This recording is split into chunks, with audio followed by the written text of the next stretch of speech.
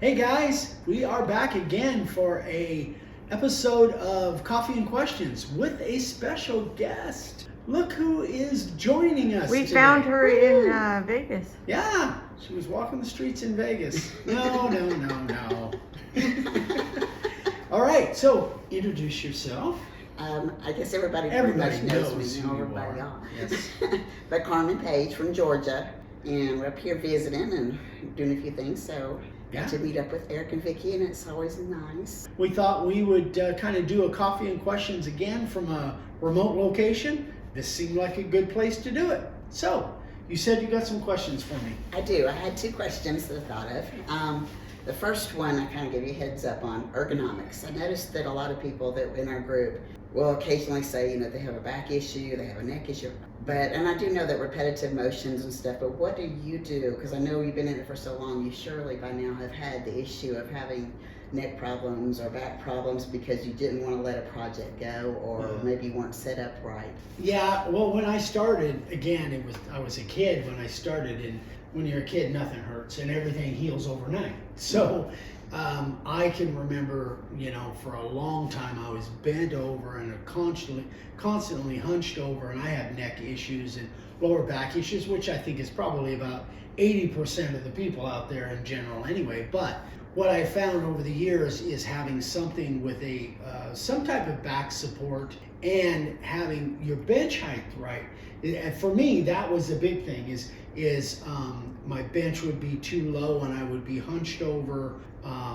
So I have found that I like my bench height right around mid-chest, and that seems to be the most comfortable. That allows me to set up straighter to where I can have my back literally against the back of.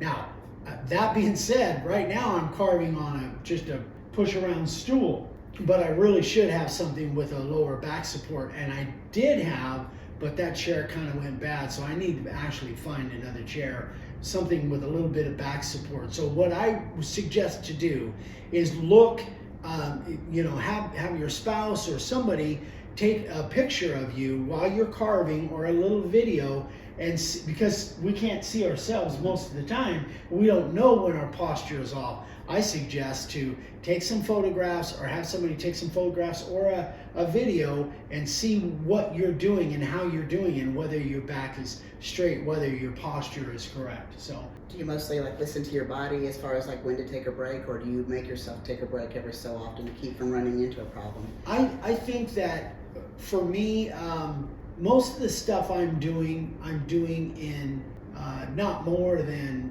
20-30 minute intervals. Now, and maybe that I'll move on to the next process. Maybe I'm just doing profiling, or I'm just doing artwork. So I do suggest not being in one position for a long prolonged period of time. If I don't know, 4 or 5 months ago, Ryan and I had a big job where we were doing these doctor signs, and there was, 16 of them or something. That was a long day, and I would not go more than half hour, 45 minutes at a time before I'd get up and, walk around, go get something to drink or whatever. So I do suggest that. That's a really good point. Don't go prolonged period of time over and over and over. And for the most part, I don't think many people are doing that anyway, unless they're actually got a huge commercial job that they're doing or whatever. So one project may be several days in the making. But yeah, definitely take a break at least every hour, no doubt. Yeah, I think that's seems to be the prudent and smart thing to do. Because I know I tell Sam a lot of times that I just have 30 minutes. 30 minutes and I will be done. Yeah. Well, to me, that's 30 minutes is really 2 hours. Yeah. I don't even realize the time's going by, so I'm just so entranced in it. Yeah. So. Yeah. So it kind of depends on the project and what you've got going. But I think it's a good idea sometimes, at least every hour, just to walk away anyway, because the more that you're carving, at least for me, the more I'm carving, the more my mind can actually kind of wander and think about other things when I've got that router in my hand. And sometimes you kind of lose track of what you're supposed to be doing at the time, and sometimes it's a really good idea to walk away and then come back and look at it basically with fresh eyes. Even if it's a 5-minute break, go grab a drink of water or whatever, come back and look at it with fresh eyes. That's always a smart thing to do. That doesn't really necessarily have to do with posture or ergonomics or that. That has to do with not being so entranced in what you're doing and maybe kind of lose your train of thought and forget, and then all of a sudden you cut a line that's, oh, I wasn't supposed to cut that line. It's a good idea. Take breaks and come back and look at it with fresh eyes. Don't go for prolonged periods of time. But anyways, whenever you don't want to throw away a project, you're done. Yeah. But you decide you're going to make it a little better, and you really messed it up, especially on something like a long line. A long straight line. Or in the beginning phases, a lot of the rounder letters. Mm-hmm. What do you do to keep from destroying a full project because you did something really stupid? Cut yourself some slack, number one. We're all learning at different levels. And the whole thing is, if you keep in mind that the whole project, when it's all done, is going to look cool, and just because one little piece isn't exactly 100% perfect, it's the overall look of the sign. Did you accomplish that? So whether that line was supposed to be on one side or the other or whatever, just don't be so critical on yourself that you're going to again throw a piece away because you weren't exactly where you wanted it to be. That's number one. Number two is the fact that if you keep in mind that, again, this is a freehand carved sign, and having some imperfections in there is probably a good thing, because then somebody can really look at it and say, it's not absolutely 100% perfect, and that's what gives it more value, I think. Because that's what I look for whenever I look inside stores. I see carved signs, like in these little, hole in the wall stores. Yeah. And I look for the imperfections. So I'm like, okay, a machine didn't mix. Yeah. But there are little things like, if you're doing small letters and the inside of your E or the inside of your A chipped out. Yeah. Is there quick fixes for that? If I'm cutting an outset letter, I'll go counterclockwise, and that is true. That because you'll have less chipping if you're going counterclockwise. Which makes 0 sense to me.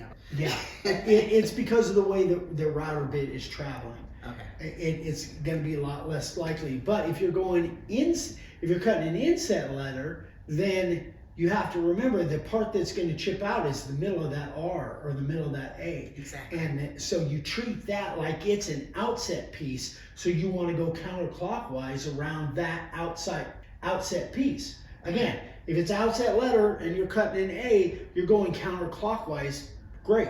But remember, when you're doing an inset letter, if you go counterclockwise, now because of the inside of that A or R or whatever, make sure you're also going counterclockwise there and you're not going clockwise, because that middle of that is going to be the piece that is most likely going to chip out. How do you fix it? Yes. So the way I've done it several different ways. The way I've done it in the past is you can route a square around that line and glue in a piece and then cut that letter again. But that's mostly if it's an outset letter. Like say you're spelling Armada and the M, something happens on the M and you lose it. Then you would literally cut a square, cut that M out, cut it flat, use a spiral upcut, cut a flat square there, glue a piece in. If I glue that in there and then cut that M, once it's sprayed and sanded off, unless you pick a board that's a different color, which I've done, and I've picked a board where I've spliced a piece in, and all the grain, of course, is running this way, except the M is running straight up and down. It's like, oh my gosh.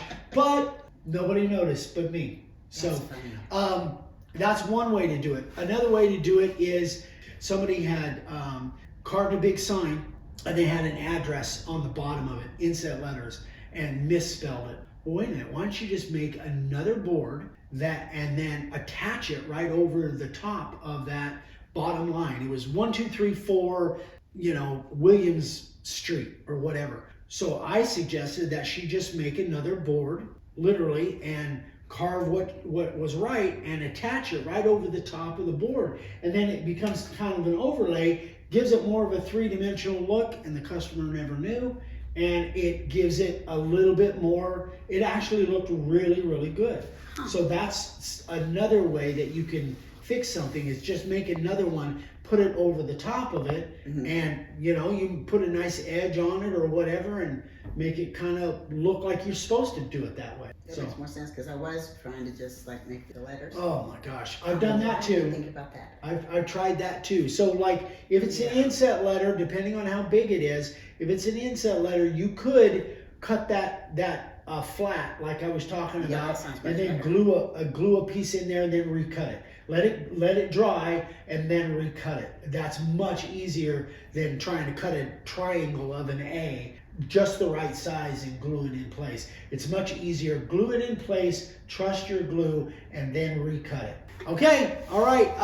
Anything else? No, that was it. That was it. Well, thank you. Good questions. It was good. Good questions. Yes. So if you guys have questions like this, please let me know, or any other questions, email me, eric@makeawoodsign.com. We're going to start doing more of these coffee and questions. And we really like doing them from different locations. Kind of gives it a different flavor. So anyway, thanks so much. It's great seeing you guys again. So you guys, if you haven't subscribed yet, we'd love for you to subscribe. Please keep sending me those emails. Thank you guys so much for all the support. We so appreciate you watching. We so appreciate the business. We love you. We'll see you on the next one. Bye.